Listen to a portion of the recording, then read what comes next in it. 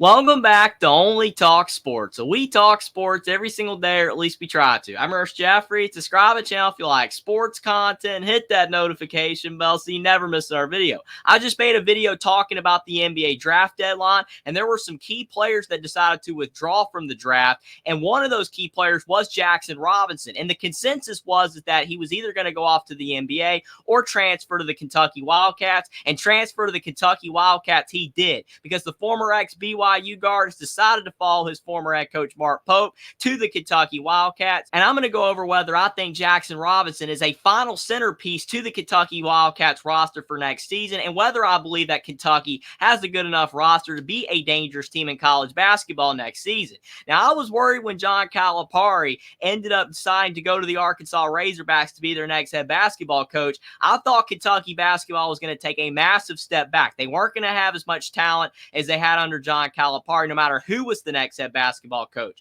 But when Mark Pope was announced to get the job, a lot of people were mixed. Some Kentucky fans, including a lot of media members, lost their minds, and they were breaking down thinking that Mark Pope was not going to be the right coach for the Kentucky Wildcats. Mark Pope. But a lot of other people were higher on the hire, and they thought that since he was a former Kentucky player and he had success at BYU, and especially in the one season that BYU was in the Big 12, that gave a lot of people hope that that could translate for Mark Pope over to the Kentucky Wildcats. And even Mark Pope himself said, if I did not have that 1 year of being in the Big 12 at BYU, and BYU was still in the West Coast Conference, there's a really good chance he would not have gotten the job at all. But with Jaxson Robinson, a lot of people felt for Kentucky that either he was going to transfer to the Wildcats and be their final big piece that they added to the roster, or it was going to be Chaz Lanier, the former North Florida guard, who ended up deciding to go to Tennessee. And since Chaz Lanier turned down the Kentucky Wildcats, some Kentucky fans were nervous because Jaxson Robinson legitimately had NBA interest, and he could have declared for the draft. But I do think he made the right decision to come back to college basketball. And I think Jaxson Robinson might actually end up being the better addition Kentucky could have made than Chaz Lanier. Even though Chaz Lanier is a really good player, had a lot of success in North Florida,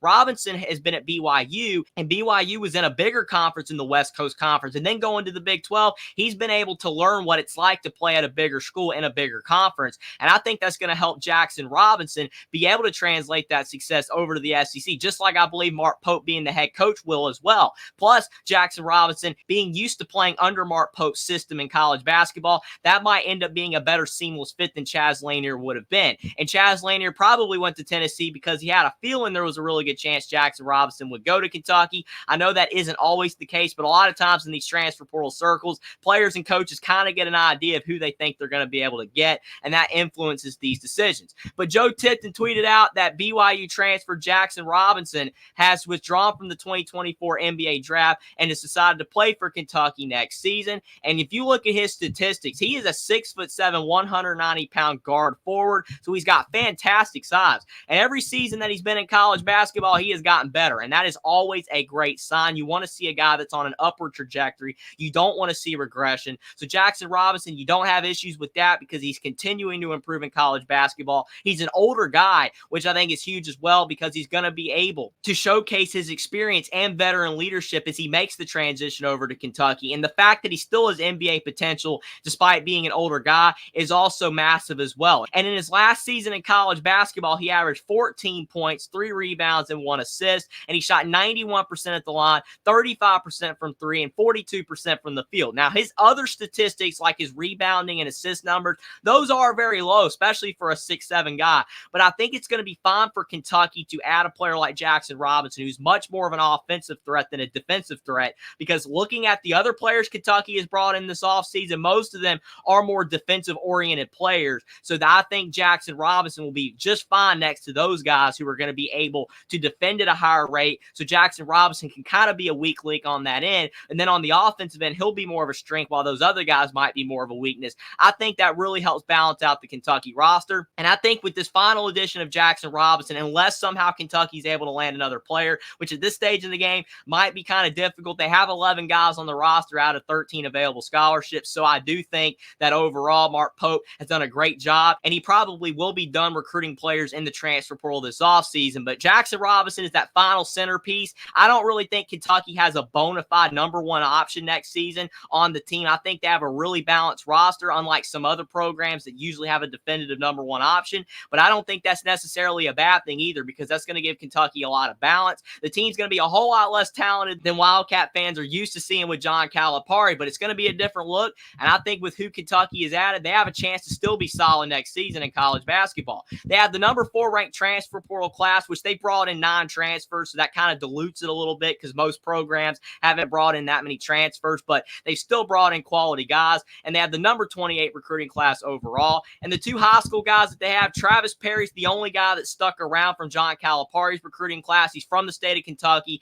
He's a 4-star guard. I don't think he's going to be as good as Reed Shepherd was in his freshman season for the Wildcats, but he's still going to be a guy that could develop over 2 or 3 seasons at Kentucky and end up being a great player as an upperclassman, but he should contribute as a freshman. And they brought in Trent Noah as well from the state of Kentucky, who's a 3-star recruit. He's a guy that probably never would have committed to Kentucky if John Calipari was that coach, because he never took 3 stars, but we know that things are going to be a little bit different now that Mark Pope's in town. He trusts a guy like Trent Noah, in-state kid, that he's going to be able to translate that success to college basketball. We'll see what he can provide. Most likely will be a bench player. But looking at all the transfers, most of these guys are 4-star transfer portal players. Like I said, none of these guys are really standout players. There's not one guy on the team that's really going to be the number one option, but that's not necessarily a bad thing, as I mentioned earlier. They got a lot of balance, and I think Jaxson Robinson has the potential to be the best player on the team next season if he can continue his upward trajectory. I really like his offensive game, and I think he's going to pair well with some of these other defensive players. Kirk Creesa transferring from West Virginia. I didn't even get to mention him in any of my previous transfer portal videos talking about Kentucky. His transfer portal edition kind of floated under the radar when a lot of other great players were transferring to other schools, but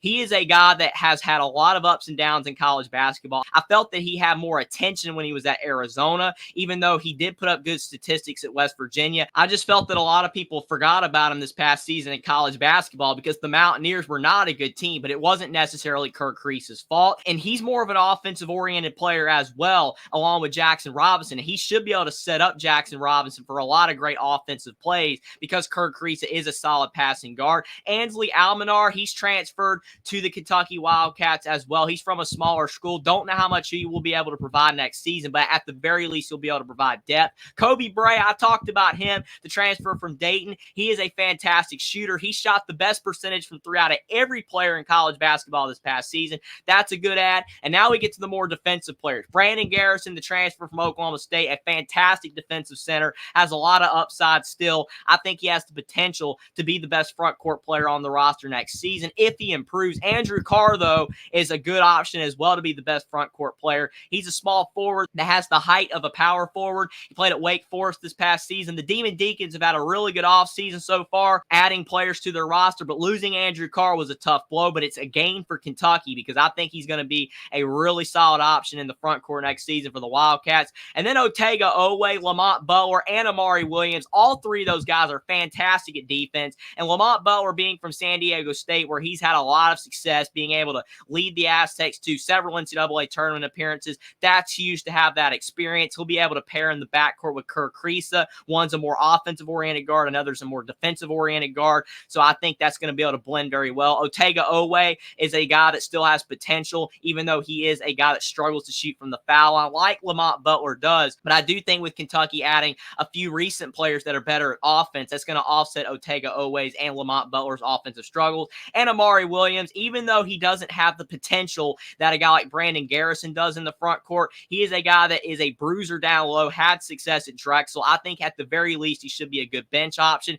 that could start. But when I look more and more at Kentucky's roster, the more and more I like it. I was very weary when Kentucky got Mark Pope at first. I thought there was going to be some massive struggles in year 1, and they still might have some struggles. It's going to be a different look for Kentucky. And I know Wildcats fans, they're a ravenous fan base. They want to win, and failure is not an option. They want to advance far in the tournament. They want to win SEC titles and, more importantly, national titles. And they haven't won a national title since 2012 with the Anthony Davis-led team when John Calipari was the coach. I don't think Kentucky's going to be that good next season, but with the recent addition of Jaxson Robinson, since he decided not to go off to the NBA, I think that gives Kentucky a better chance to be a dangerous team next season. There's going to be some growing pains. I don't think they're going to be even the best team in the SEC next season, but but they're going to be a top 5 team more than likely for sure. And that's more than it can be said a few weeks ago when things were looking kind of dire for the Wildcats. They've had a good offseason. They've added a lot of quality transfers, guys that are good at defense and offense. And I think with all that blending together, I feel like the Wildcats, with Mark Pope in his first season as head coach, are going to be set up to have a really solid season in year one of the Mark Pope era. But let me know what you guys think in the comment section down below about Kentucky possibly getting the final edition of Jaxson Robinson, the former BYU guard who turned down the NBA draft to transfer to the Kentucky Wildcats, and whether you think Kentucky's roster